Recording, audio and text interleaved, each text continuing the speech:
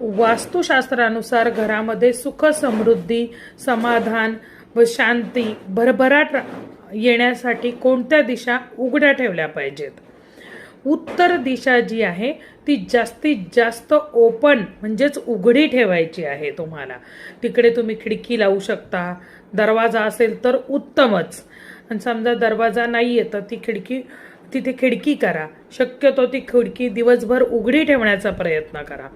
स्वच्छ आणि हलकी ती दिशा ठेवा.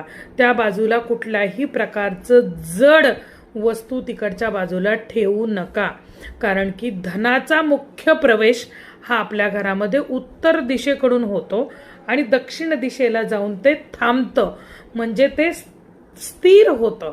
म्हणून दक्षिण दिशा ही जड करावी आणि उत्तर दिशा ही हलकी करावी, तर तुमच्या घरामध्ये भरपूर पैसा येईल आणि आलेला पैसा साठेल. पण घराची जी मुख्य घरामध्ये जी आपल्याला तिजोरी ठेवायची जी आहे ती दक्षिणेला किंवा दक्षिण नैऋत्य या कोपऱ्यामध्ये, असं नैऋत्यच्या कोपऱ्यात, दक्षिणेची जी नैऋत्य दिशा आहे त्या कोपऱ्यामध्ये पैसा अडका ठेवण्याचा प्रयत्न करा.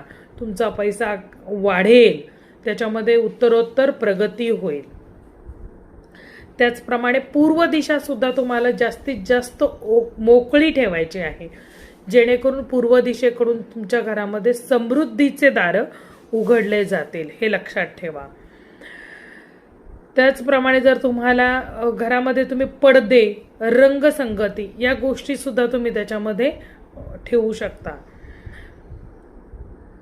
तसंच जर का तुम्ही घरामध्ये रोज थोडंसं नॉर्मली एक म्हणतो ना आपण, एक धूपपात्र घेऊन त्याच्यामध्ये धूप लावावा, 2 लवंग, एखादं तमालपत्र, थोडासा गुगुळ, थोडासा गुलाबाच्या पाकळ्या, थोडासा कापूर, अशा सगळ्या गोष्टी जर ठेवल्या तर तुमच्या घरामध्ये सुख समृद्धी येईल. जय जगदंब, जय भवानी.